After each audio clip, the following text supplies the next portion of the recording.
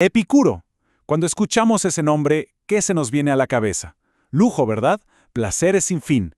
Pero, ¿y si les dijera que la filosofía original de este pensador griego era de hecho casi todo lo contrario? Hoy vamos a desarmar ese mito para descubrir un camino hacia la felicidad que es tan radical como sorprendente.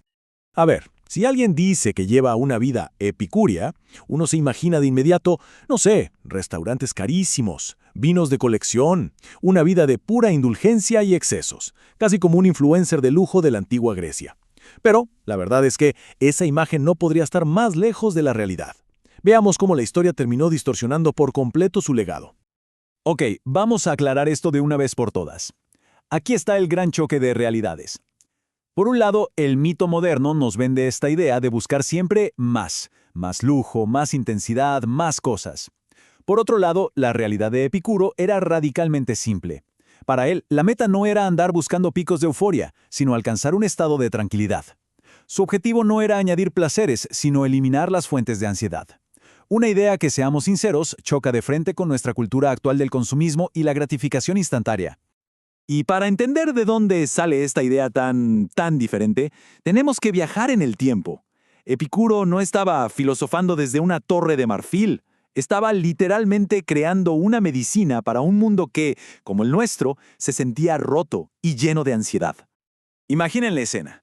El gigantesco imperio de Alejandro Magno, que había traído una sensación de orden y propósito, se desmorona de la noche a la mañana tras su muerte. ¿Y qué sigue? Un siglo de guerras civiles, de inestabilidad, de caos político. Las viejas estructuras sociales que daban seguridad, como las ciudades-estado, pierden todo su poder. Y es justo ahí, en medio de esa crisis, que Epicuro decide abrir su escuela.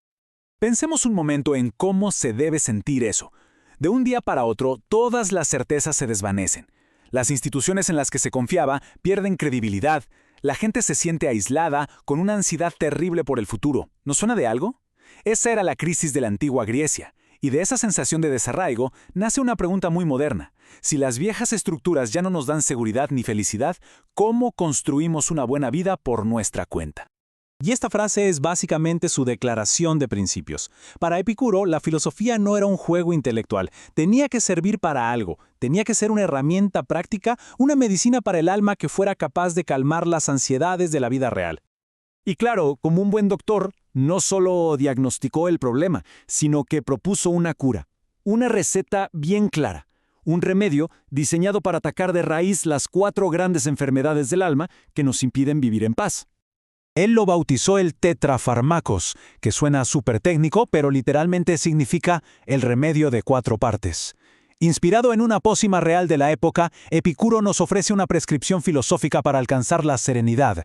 Veamos los 4 ingredientes. Y aquí los tienen, 4 ideas que a primera vista parecen muy simples, casi obvias, pero ojo que cada una es un golpe directo a nuestras ansiedades más profundas, a esas que nos sabotean la felicidad todos los días. La lógica detrás de esto es brutal. Es como si tomara un bisturí y cortara la ansiedad de raíz. Primero, no temer a los dioses, que hoy podríamos traducir como no temer al juicio de los demás, a las expectativas de otros. Segundo, no preocuparse por la muerte, que es el antídoto definitivo contra ese miedo a estarnos perdiendo de algo. Tercero, lo bueno es fácil de conseguir, un golpe directo a esta cultura que nos dice que la felicidad cuesta una fortuna y un esfuerzo sobrehumano. Y cuarto, lo terrible es fácil de soportar, un recordatorio de nuestra propia resiliencia en un mundo que a menudo se siente abrumador.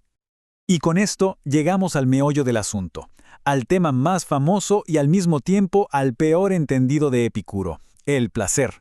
Si su objetivo no era la indulgencia, entonces, ¿de qué tipo de placer estaba hablando?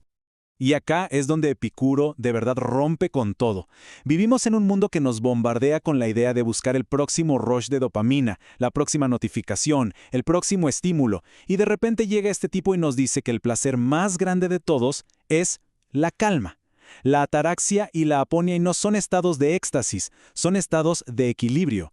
O sea, la verdadera felicidad no es la euforia constante que vemos en las redes, sino la serenidad de una mente sin miedo y un cuerpo sin dolor. O sea, solo 2 cosas. Pensemos en lo radical que es eso. La buena vida no se trata de acumular experiencias, posesiones o logros, sino de cultivar y proteger estos 2 estados de serenidad. Es una simplificación brutal de lo que significa ser feliz. Entonces, ¿cómo llegamos a esa calma?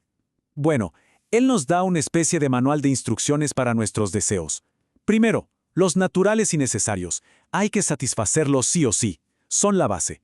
Segundo, los naturales pero no necesarios, como una comida especial. Se pueden disfrutar, claro, pero sin que nuestra felicidad dependa de ellos. Y finalmente, los deseos vacíos. La fama, el poder, la riqueza sin límites. Hoy los llamaríamos los deseos que nos vende la publicidad. Y Epicuro fue tajante. Hay que evitarlos, no porque sean malos en sí mismos, sino porque su búsqueda es una receta garantizada para la ansiedad. Y hay una anécdota que lo ilustra a la perfección. Es genial. Resulta que para el hombre cuyo nombre hoy asociamos con banquetes, un festín era algo tan simple como un trozo de queso que pudiera disfrutar cuando quisiera. Es el truco definitivo, encontrar un placer inmenso en lo más sencillo, reconfigurando por completo nuestro umbral de la alegría. Ok, entonces ya vimos cómo atacar el miedo y qué significa realmente el placer para él. Pero falta una pieza. La pieza final y, según Epicuro, la más importante de todas para una vida feliz. Y curiosamente, no es algo que se pueda conseguir en soledad. Miren, su escuela no se llamaba El Jardín por nada. No estaba en medio de la plaza, en el centro del poder de Atenas. No. Estaba en las afueras, en una casa con una huerta. Y la ubicación ya era toda una declaración de principios. La buena vida se cultiva lejos del ruido, de la competencia y de las presiones de la vida pública. Y lo que sucedía puertas adentro era todavía más revolucionario. Piensen en esto como la antirred social. No se trataba de estatus o de quién tenía más poder. Era una comunidad real, donde mujeres y esclavos participaban en pie de igualdad con hombres libres, algo absolutamente impensable en esa época. Una comunidad que no estaba curada por un algoritmo, sino por la confianza y el afecto genuino. Y esta forma de ver las cosas, bueno, los ponía en un lugar muy particular en el mapa filosófico de la época. Mientras los estoicos creían que su deber era meterse en política y los cínicos rechazaban todo, los epicúreos encontraron un camino intermedio, retirarse del caos público, pero no para aislarse, sino para crear un espacio seguro y protegido junto a los amigos. Y aquí llegamos al corazón de todo, al punto clave. La solución a esa crisis de ansiedad e individualismo de su tiempo no era más individualismo. La respuesta de Epicuro fue crear un nuevo tipo de comunidad, una comunidad elegida, basada en la confianza, el apoyo mutuo y el afecto. Y si quedaba alguna duda, Epicuro la zanja con esta frase, que es potentísima. La amistad no es un accesorio en la vida, algo para el tiempo libre. No, es el pilar central. En un mundo que nos empuja a competir, a priorizar el éxito individual, él nos dice que la inversión más rentable para nuestra felicidad es, de lejos, la conexión genuina con otras personas. O sea, si pusiéramos la filosofía de Epicuro en un gráfico, se vería más o menos así.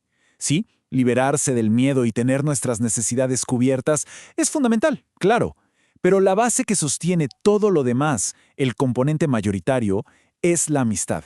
Es el ecosistema en el que la tranquilidad puede, de verdad, florecer.